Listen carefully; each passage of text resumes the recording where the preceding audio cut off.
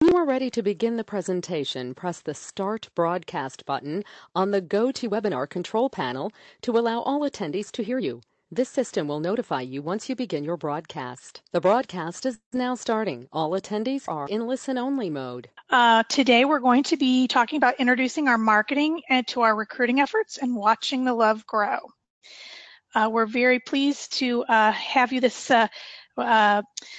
February 13th, the day before Valentine's Day. So Anne-Lise and I have themed our presentation with a little bit of Valentine's humor today. So before we get started on our presentation, I just wanted to give a little bit of housekeeping information. One piece is that you guys are all in a mute mode for the webinar. And if you have questions, we will read and answer questions at the end of the presentation. And there is a section on your GoToWebinar control panel that allows you to type in the questions. And so if you have questions as we go, just type them in and we will address them at the very end. We are recording today's webinar. And so you'll be able to go back and re-review it. It will be on our website tomorrow. Okay. I'm Shelle Womble, and I am a part of the corecubed team. I am their sales champion. I joined their team this year, and I'm an independent sales and operational consultant in the home care industry, and I have over 25 years of multi-state experience in the home care industry.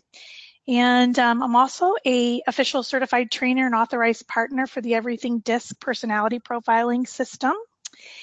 And I'm very excited to be talking to you today about our topic. Anne-Lise, I'll be introducing Anne-Lise Gere, and she's going to be talking about recruitment today as I talk about sales. We just thought with our expertise in the area of sales and recruitment, and when Anne-Lise and I first talked about this topic, we just found that there were so many similarities with the two disciplines, and we thought it would be great to be able to talk about those two things in our presentation today. So I'm going to turn it over to Anne-Lise. Anne-Lise is, many of you know Anne-Lise Gere. She is a senior professional in the human resource field, and she has over 10 years of international blue chip HR experience. She's very popular amongst our industry. So Anne-Lise, welcome, and please tell us a little bit about yourself. Thank you, Shelle. Welcome, and thank you so much. I am really pleased to be here today, and I'm really excited that so many of my peeps are here on the webinar today. I saw a number of people signing in, and Annette, Hillary, Nick, Lisa. So if you're out there listening, thank you. I think it's been a popular topic, and we're gonna get the show on the road. Shelle, what I see on my screen, I don't see our slides yet. Have you transitioned into the slides? Here we go. This is the thing that Shelle does almost every time. I think I get it right, and then I don't put the screen on. So are you on? Can you see the screen now? I do. Thank you. Okay. So this is my sort of quick bio here. I'm really an HR professional. I started my career working with blue chip companies like Procter & Gamble and Siemens. And because I'm a military spouse and we move frequently, I had to basically start working independently rather than be employed in the corporate world. And as an independent consultant, home care found me. And so for the last 6 years that I've worked as an independent, I've had the good fortunes of working with a number of employers in the senior care industry. Shelle, if you want to show the next slide, please.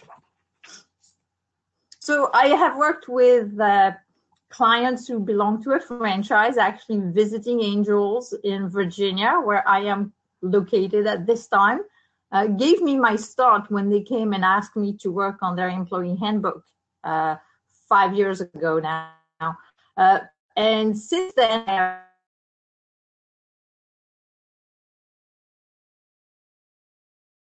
worked with others, across the country. My clients are in Connecticut, in South Dakota, in Ohio, in Michigan, in Virginia, of course, in Florida. So a wide variety of clients. But what they all have in common is, regardless of their size, some are fairly small, some are quite large, so between 35 and up to 400 employees. So they represent the gamut there. And what they do have in common is the fact that their owners, their leaders, know that HR can be used as a leading edge when it comes to being an employer of choice. And so they come to me with the intent of doing better with their HR. Next slide, please. So when Shelle and I started talking about recruitment and marketing, the sales and marketing arena, I had already come up with the idea that in many ways, recruitment is like marketing, but instead of the marketing that most people understand, which is business development marketing, going out there and recruiting new clients, in recruitment, you replace the word client with the word employee, and you have very similar approaches. And playing with the theme of, impending Valentine's Day this week, we felt like there was a lot of similarities between sales and recruitment when it comes to the chase. In both cases, we're trying to create a new relationship. And it's obviously really exciting when you're on the cusp of, getting a new employee starting with you, or you are about to close on a new client. So in those ways, they are very similar. But of course, we know that in business and in the personal life, sometimes those chases can be difficult and may not conclude in the way we would like them to. And when it comes to home care, really, if you don't have employees and or you don't have clients, you really don't have a business. And so those two chases of chasing the client and chasing the caregivers really are very similar in many ways. And that's what we want to share with you today. Next. So when you think about it, the sales and recruitment chase is, will we have in recruitment enough caregivers? Because of course your marketer is out there marketing really well and they're bringing on new clients, but then do we have enough caregivers to staff those new cases? From a sales perspective, when you have new clients, are they going to be profitable? Can we staff them in a way that we're still going to make money? And I know that in many cases, it's a struggle trying to get the right number of hours and the right qualification of employee to make it a viable proposition for a home care agency.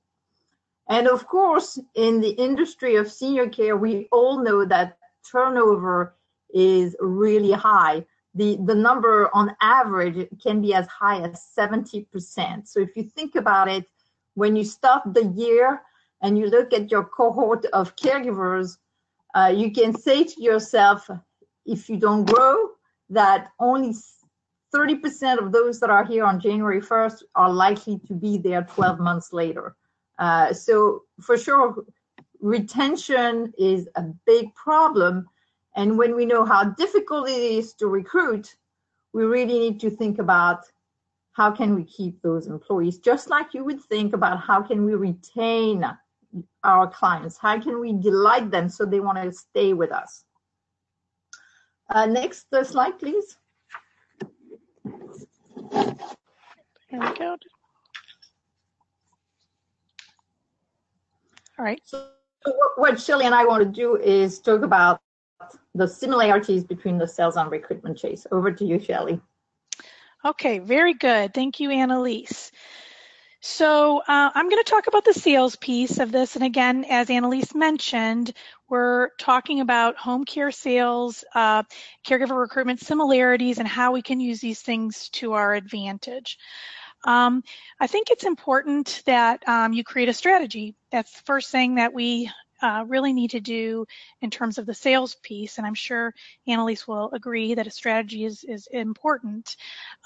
Sometimes when I talk to agencies, I hear that, especially if they're new and starting out, you hear that recruiting and sales kind of feels like almost like a chicken and egg kind of discussion, which comes first, because sometimes it's hard to know, that flow of businesses coming in, and do you have enough people to fill it, or do you have too many people you've recruited and there's no business to assign them to?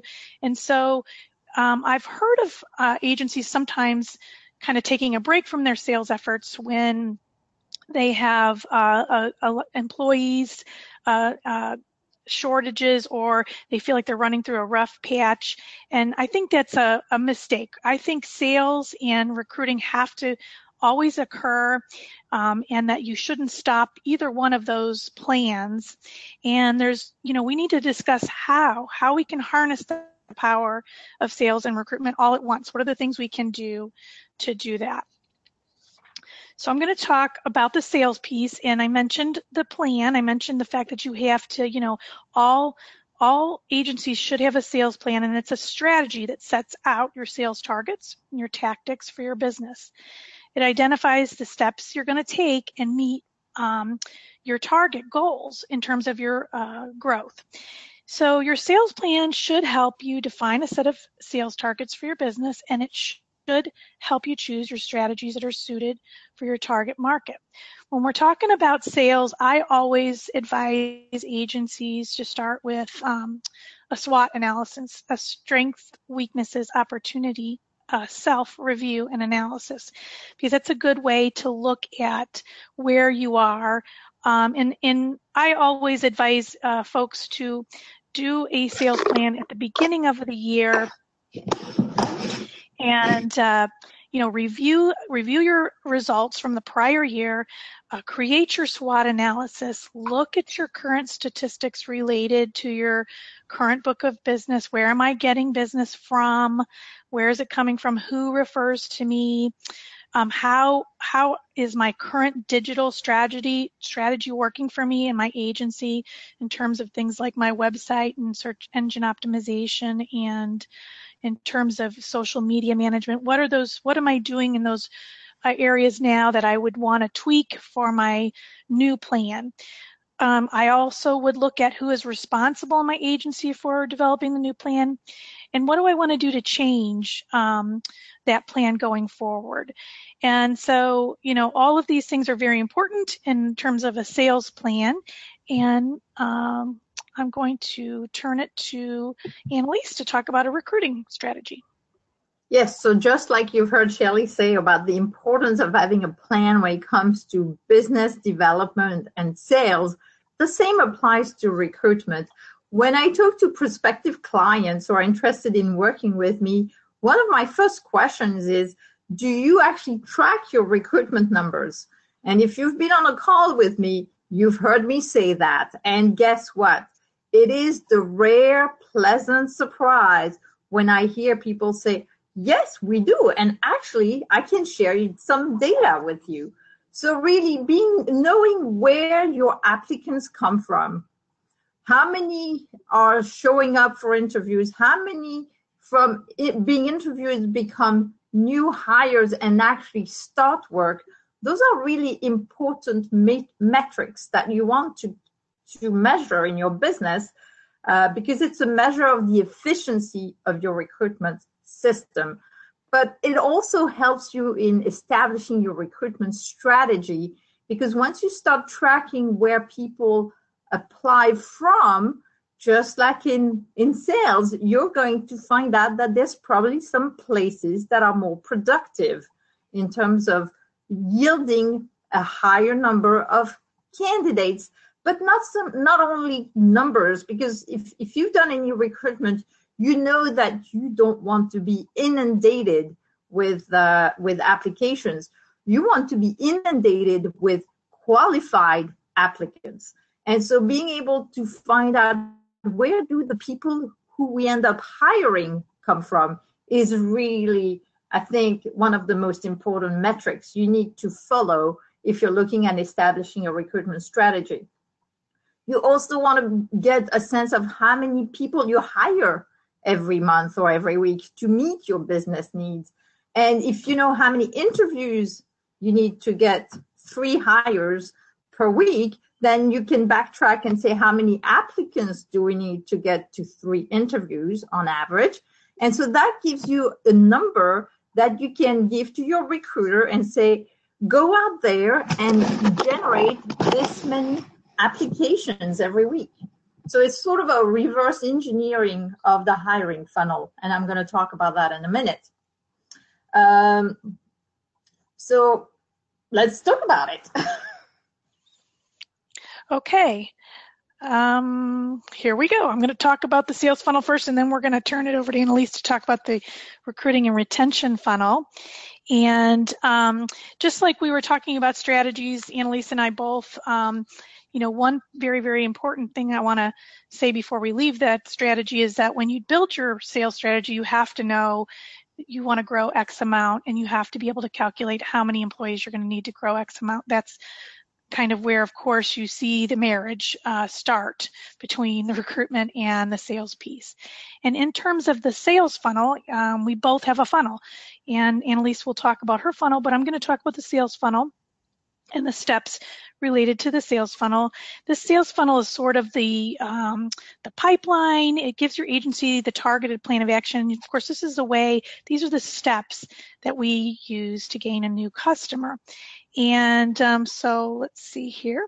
The first step in the sales funnel is attracting clients and prospects, of course, and referrals. And of course, we have many methods of doing that within our business. And your plan should have both a feet on the street referral development program in place, and it also should have a solid inbound strategy such as your digital marketing, your SEO, your social media, your reputation management, all the important things you need in order to gain the attention of clients, both from targeting referral sources and targeting individuals looking for care on the web, on your websites. And so what we know is that going in the sales funnel, it's important that you have a strategy for both on the sales side, both the feet on the street and your inbound strategies. You should, those folks who think they can rely on one or the other often find that part of the step is difficult. You really need to diversify on that. So your online marketing is not enough. You have to have feet on the street as well. And that's the first part of our sales funnel, is attracting our clients and referral sources. Our second step is, of course, building a relationship to convert our prospects into leads. And, prospects become leads as you build a relationship. Of course, we're qualifying our leads in this process. That's part of the sales process. We look at these potential leads to understand, is this the right client for our agency? Is this the right referral source to target that will bring us the right clients to our business? And again, so, something that's very important from that perspective is when you're qualifying your leads in the sales funnel, it takes resources to do this. If you're talking about advertising and paying for advertising or digital campaigns, or you hire salespeople, those are all resources and take time and money. So you want to make sure that your qualifying process is a good qualifying process and it makes sense.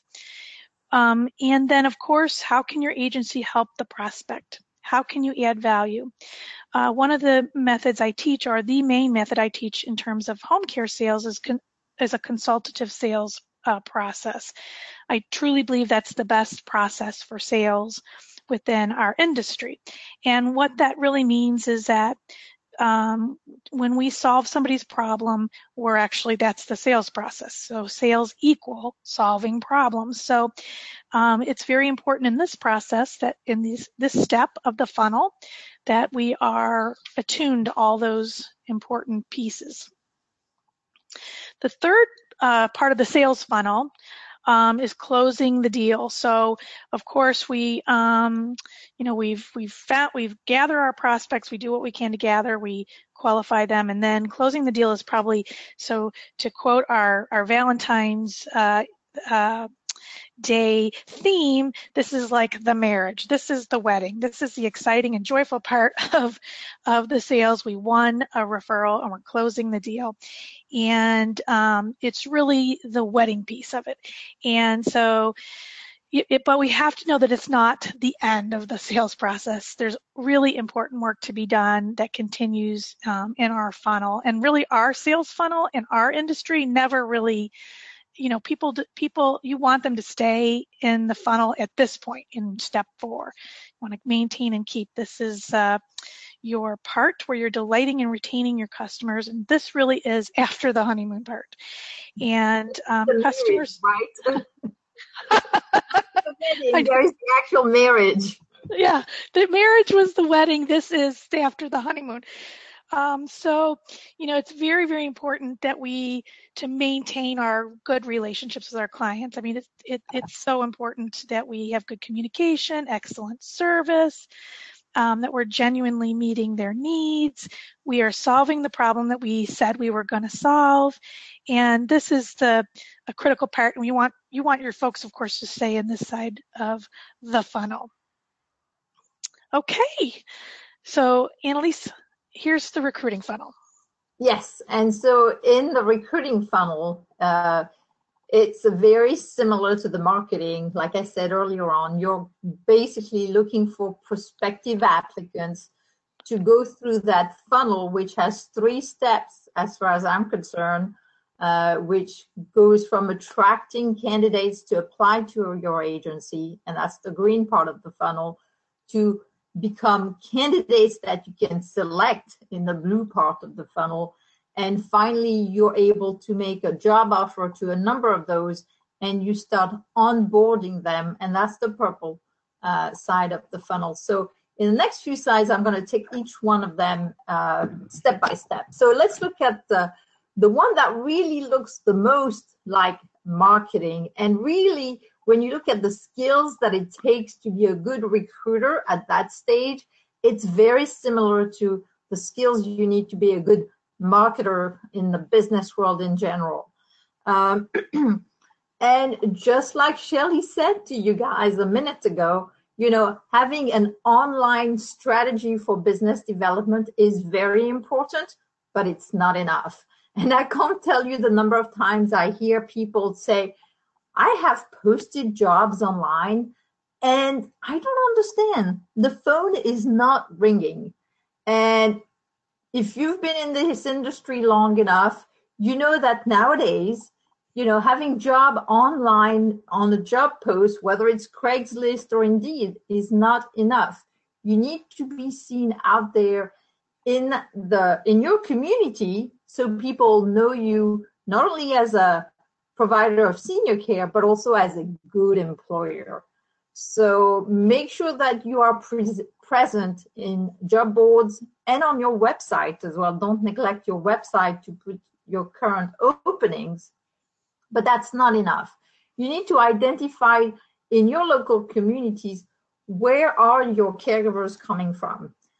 Some of my favorite recruitment referral sources are schools, of course, technical schools where people train to become a CNA, where they train to become a personal care assistant. Those are the obvious places, and there are the schools come in many different shapes and forms, and there's many different ways to get involved with those. But that's definitely one area where you're going to find prospective candidates.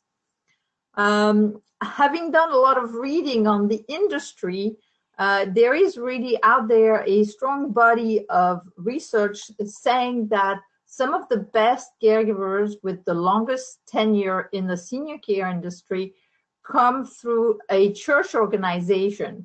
So if you have churches in your area or other places of worship that you think might be potential partners in recruitment, you should consider them and approach them. In many parts of the country as well, there are ethnic communities that are a great source of caregivers. One of my clients in Connecticut, they're very well introduced in the Asian community. And that's been not their only source of recruitment, but that's been one of them. And of course, one of the most, the best in terms of quality and also in terms of tenure or retention are actually employees that come through a referral. So if you don't have an employee referral program in place, you should seriously consider implementing it. And I will also tell you that I hear very frequently home care employers telling me that they do have an employee referral program, but it's not working for them. And to me, that's the perfect example of a good idea that has probably not been implemented very well. And so very often people think they've done all these things, but the execution is lacking. And so as anything in business, having a good idea is not going to cut it. You have to have a good idea and implement it with excellence. So that's how you basically widen your pool of candidates. And in the context of really challenging recruitment market, there's not going to be a silver bullet. There's not going to be a place where you're going to find all your caregivers, where you'll recruit from. What you're trying to put in place with your recruitment plan is basically a number of sources that will bring you a consistent trickle of candidates, of qualified candidates. And if you multiply those little trickles, you're going to start building quite a pool of candidates. And so I think that's where the goal is. Next slide, please, where we're going to talk about the second step in the hiring funnel, which is the selection of candidates. And that's one area where I will say a lot of agencies have a pretty decent system in place. There's definitely areas for improvement, especially in the context of, the battle for caregivers. When you know that caregivers can get a job tomorrow, if your selection process takes 2 weeks, you're very likely to lose some of those candidates.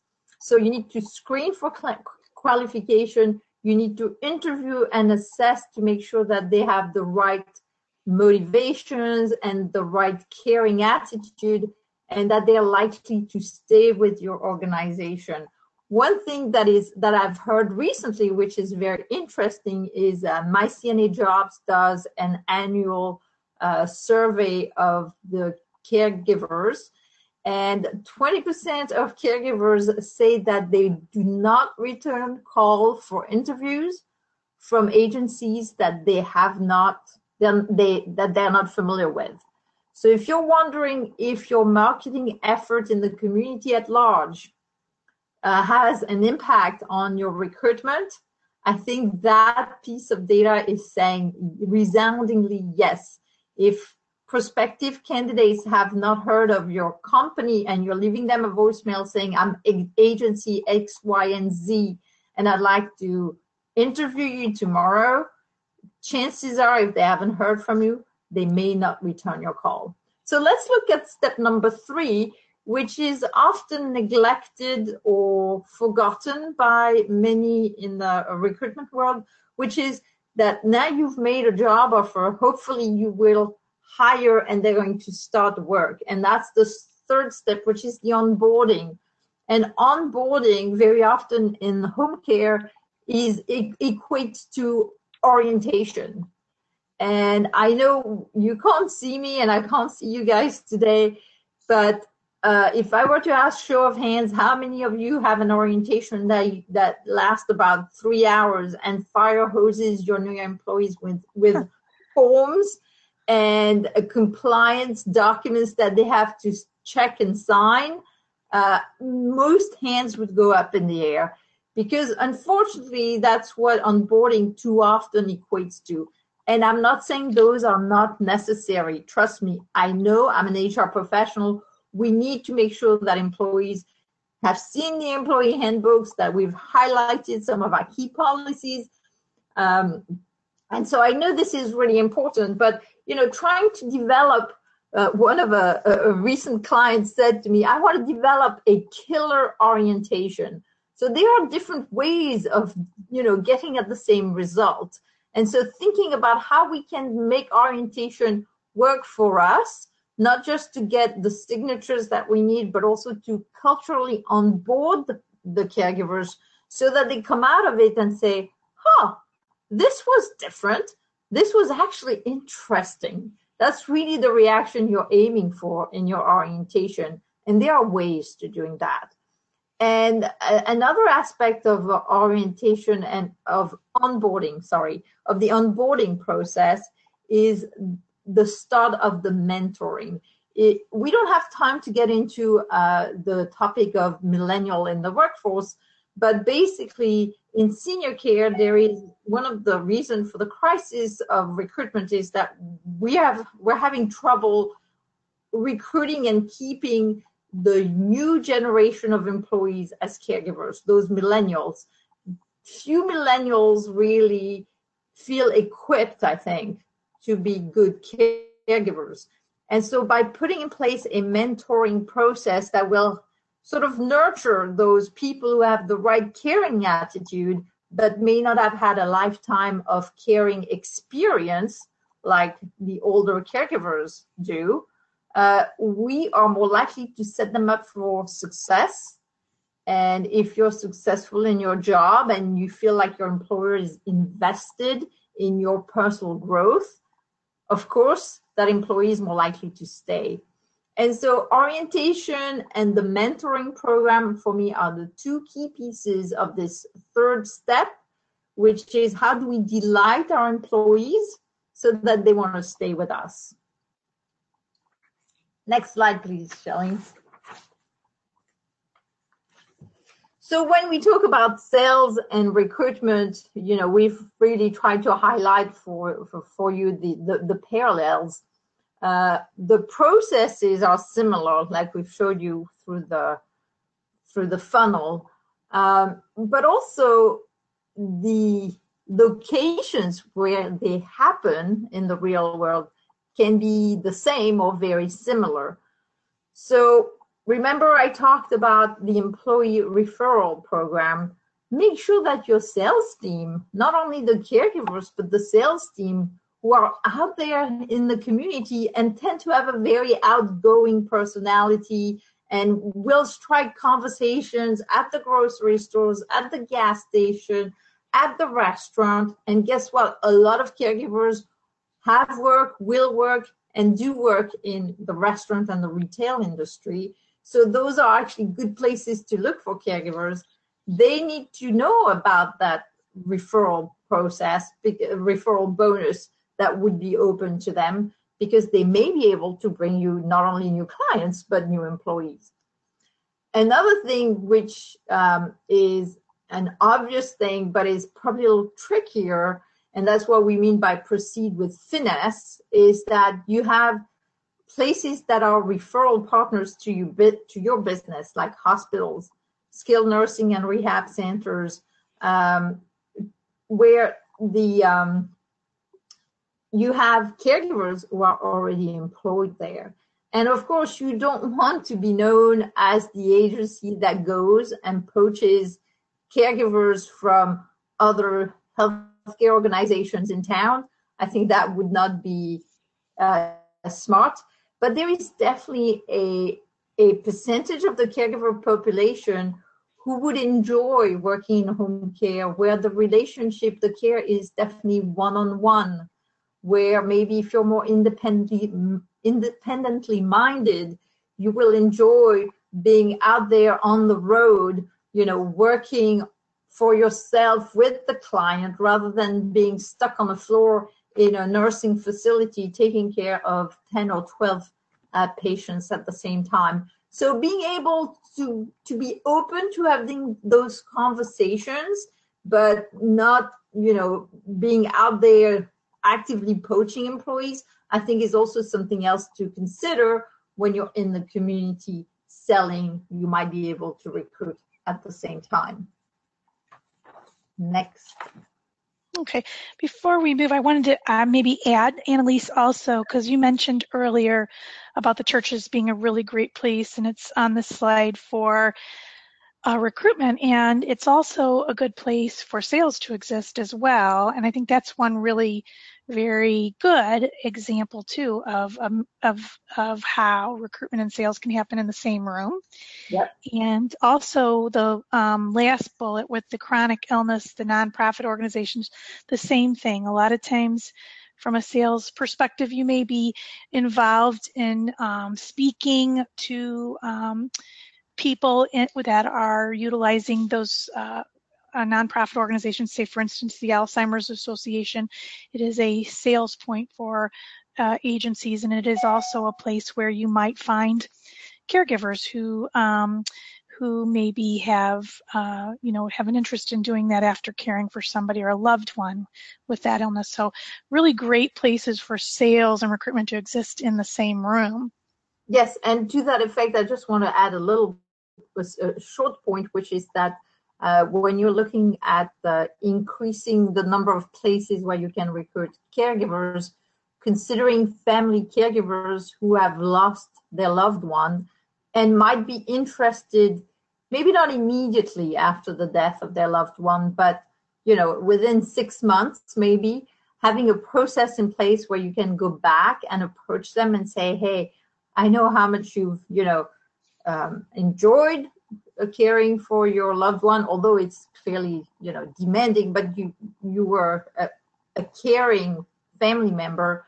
Would you consider doing this as a profession? That's also a way of expanding where you're recruiting from. Very absolutely. You also mentioned employees. It tends to be your staff members tend to be an excellent source of recruiting new caregivers, and it's also an excellent source for client referrals as well. So there's so many ways that these two places interface, and so, sales and recruitment in the same room, obviously something to really be thinking about. I mean, when Anne-Lise mentioned earlier that the chase is, it can be exhausting, and we feel like a chase when we're trying to build our client base and build our caregiver base. And so we do know, and this should be nothing new to any of you on the call, that it is always easier to keep existing clients and employees than recruiting new ones. So, thinking about the client retention activities and employee retention activities and how they too can be, combined in ways that make sense to your organization. So, if you marry your sales activities with your recruitment and retention activities, I'm going to say it could be a marriage made in heaven. And, I often find that agencies that tend to make ambassador level caregivers, those caregivers who have been with them a very long time and really represent their culture well, utilizing those ambassador level staff at healthcare fairs or for outreach opportunities. That's another very interesting way to be able to afford some professional growth opportunities for a caregiver to feel like, besides just the caregiving routines that they're in, my agency taps me on occasion to do these other very important things for my agency, which is definitely helps from a sales perspective and definitely helps from a retention perspective. Empowering your ambassador level employees to understand and be able to share information about your brand and services. Your brand and your organization brand should resonate with new clients and attract people to your business to want services, but it also should attract, as Anne-Lise mentioned, the caregiver potentials to your business. So empowering your ambassador level employees to understand that brand message and to be able to speak about it is a win-win from a sales and recruiting perspective. And creating that culture where your feet on the street sales people, the folks who are out there representing your agency from a sales perspective with referral sources, making sure that they're always understanding and looking for great candidates to build your agency as well. Anne-Lise mentioned that proceeding with finesse statement, but there are other places that where it may not be, as kind of, where you're not be poaching, but exactly looking for people that would make good caregivers, even folks that you might run into, when you're getting your coffee at Starbucks, kinds of ways of looking. Yeah. Open possibilities, just like in the romantic world. So you definitely want to create a brand that speaks to your target clients and target employees, and you want to, introduce your marketing efforts to your recruiting efforts, and we really do believe, Anne-Lise and I, that really does help your agency grow. So I think that's kind of the meat of our presentation today. Anne-Lise, did you have anything else you wanted to add before we kind of go through a couple more? No, I see that we have a couple of questions, but so just wanted to tell people that we have a few minutes left here on the call today. And so if you look on the right side of your screen under the GoToWebinar control panel, you have an area where you can ask questions. So a couple of people have already asked questions, and that's great. And if you have any, now is the time. Very good. And while we're waiting for folks to do that, I do have a special gift for you guys that are attending today from corecubed and from Shelle. We will be I have online training next week, and I have 4 courses that are up for next week that I feel are very strong sales-related online trainings, and I am offering 10% off of any of those signups to this group today. You can use this link to see the training, and then you can use these codes in order to access a savings. If you sign up for more than 3, you can get a 20% off savings for that training. And so that would be my gift to you guys, and I hope you guys will take a look at that. And then Anne-Lise, yes, there you go. So we've talked about, creating a recruitment plan. And so if people are intrigued on how to proceed, or they have tried different things and they're still not happy with how their recruitment is working out for them, both on their activities, but on their structures, their data monitoring and gathering, I would encourage them to consider joining me for a one-on-one coaching program. I offer 3 different types of program. One that is for 6 months, where we work not only on recruitment but also on retention.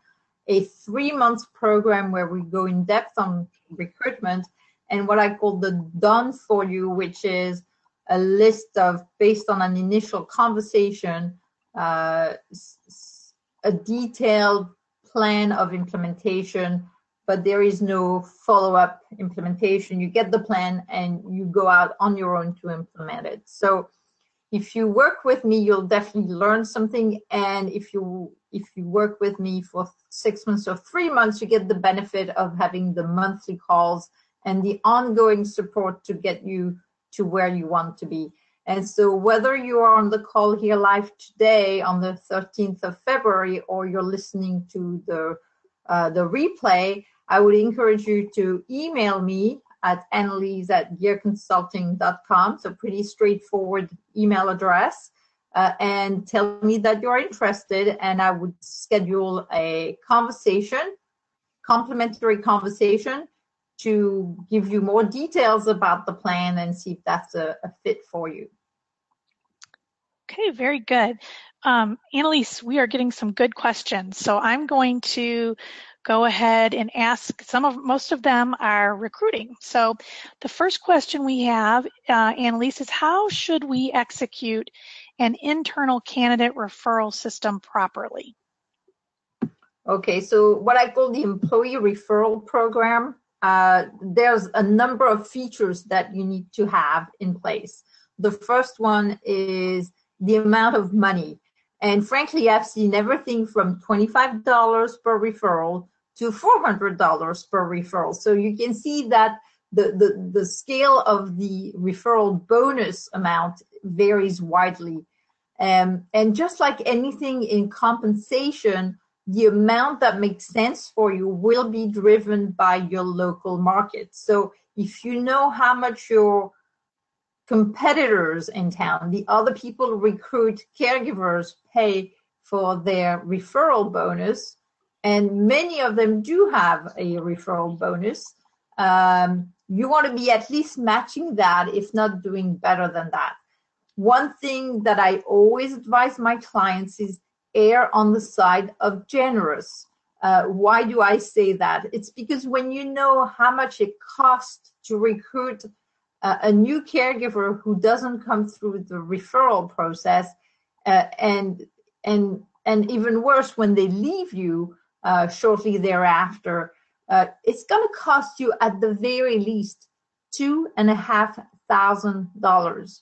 So if you're thinking that you need to recruit somebody and you're willing to pay $25 versus the cost of, $2,500, those numbers matter. You need to know those numbers to establish it at a right level. The other things is, when do you pay out? There is a school of thought to which I subscribe, which is you probably want to split the amount so that you have an initial payout when the caregiver starts their first hours of work, and include a bonus for retention. By this, I mean the rest of the award is paid to the referral source, to the caregiver who sent their friends and family to work for you, maybe after having worked so many hours, 90 hours, let's say, or 120 hours. So those are really some of the important features of the program, the referral program. And then the other aspect is you may have a very well-designed program, but if it's not well communicated to your new caregivers and to your existing caregivers, it's not going to work very well for you. So you need to also think about a communication plan of that referral program. Okay. So Anne-Lise, here's another one for you. This person asks, finding family caregivers who lost their loved ones. Are you referring to following up with previous clients and families? Yes, that's one of those. And in some cases, some agencies that I work with, they have what they call restricted caregivers. And that's probably more under the Medicare, Medicaid, VA type clients, where you will have a paid caregiver who is restricted to working with a family member. When that family member passes away, very often the caregiver will drop out as an employee for the agency.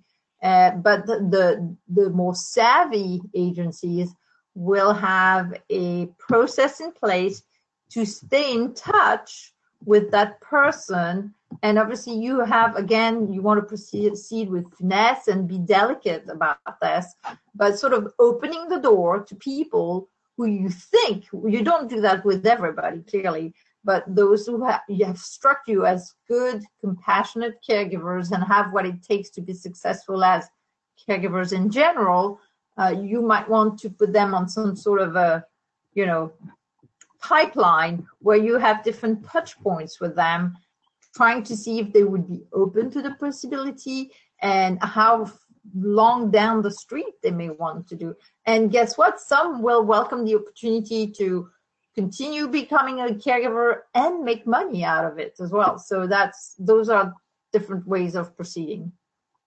Okay, very good. So the next question is the sales related question. The question is, what did the T in SWOT stand for in the sales plan? And so the SWOT analysis, the entire acronym is strengths, weaknesses, opportunities, and threats. So T stands for threats. And for those of you that aren't maybe as familiar with doing a SWOT, the strengths and the weaknesses are always going to be internal things that you're looking at. What are the strengths of my organization and my agency, and what are the weaknesses within my agency? Opportunities and threats are things that exist outside of your agency. They're external. So you would be thinking, a threat, a typical threat I see people use or talk about is the shortage of caregivers, or something of that's an external thing. And an opportunity might be, of course, you're going to harness how you're going to, maybe you're going to set up a school to train your own caregivers. Maybe that's an opportunity you have. So that's the acronym for the SWOT. And Anne-Lise, what are some red flags in the interview, in an interview process for caregivers, so that if you think they're not going to show up, what are the for their first or second assignment? So when you're interviewing, are there red flags that might indicate they're not going to be reliable? Right, and I get that question very often in one way or another, which is, these candidates interview really well, and then they start the job and it's a total disaster. So what can we do?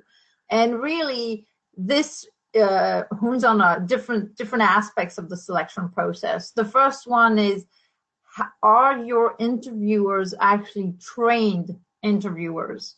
Everybody can ask questions and have a pleasant chat with a prospective employee. But interviewing with,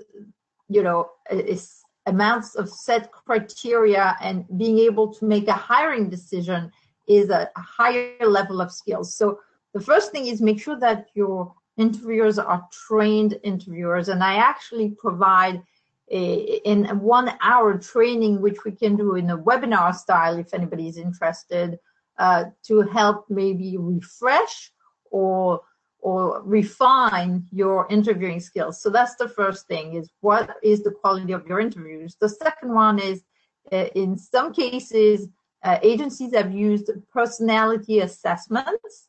That can help highlight some of those red flags, and it also covers things like honesty, likeliness to be inclined to steal from clients, that sort of thing. And then the third element is, when you interview, sometimes you can put the candidate on the spot, and well, not necessarily putting them on the spot actually, but if you review their work history, and if there are some gaps in the work history, you need to check for that. And sometimes those gaps are because people don't want to mention some of their previous employments.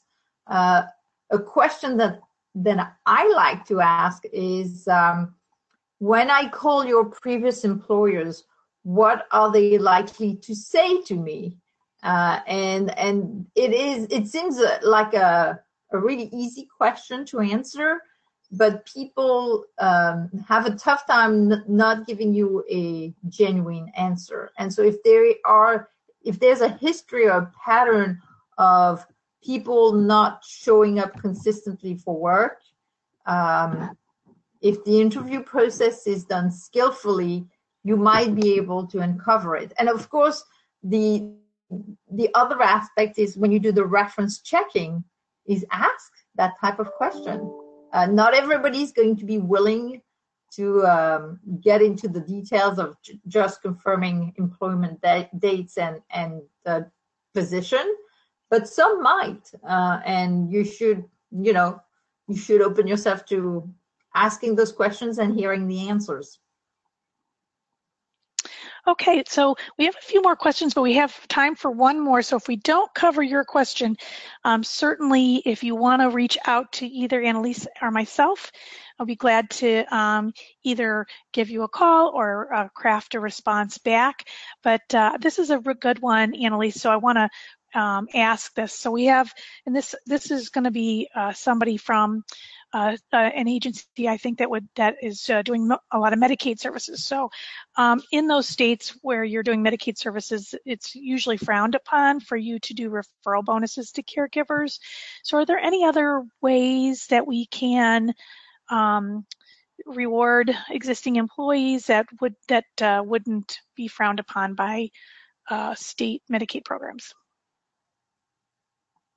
Well, is it frowned upon or is it outright illegal?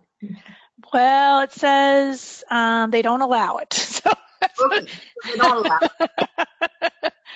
So there's other things that, I mean, you can reward your employees with other than cash. So you can offer them gift certificates. You can take them out to eat. You can throw a nice party for, a group of caregivers who've been particularly active in your recruitment efforts. So yes, there are many ways you can do something special for caregivers who are particularly active in recruitment. One thing that it works well as well is recognizing them in front of their peers and have some sort of on their name badge, have a little pin that would identify them as, a recruitment ambassador. That's also something that's, an easy, low cost, but really very well received by employees way of recognizing the efforts that they put in to promote your agency. So those are some of the ideas that really come top of my mind as we speak today. Very good. Okay, well, again, I know there's a lot of other questions, so please feel free to reach out to us, and we'll be glad to answer any additional questions individually. And I wanted to, let me get to the last slide here. First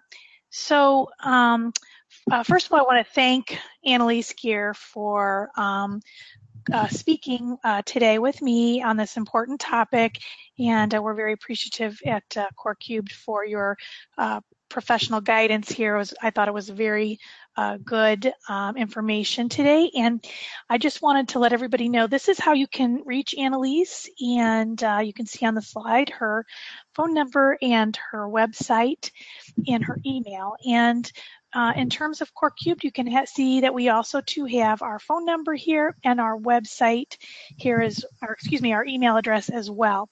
And you can also find us at corecubed.com.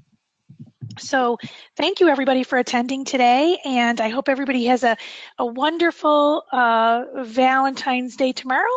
And Anne-Lise, thank you very much. Well, thank you, Shelle. And Shelle, will you be mine tomorrow? Yes, I will be yours tomorrow. Of course. Thanks, Anne-Lise. All right, guys. Have a great rest of your afternoon. Take care. Thank you. Bye-bye.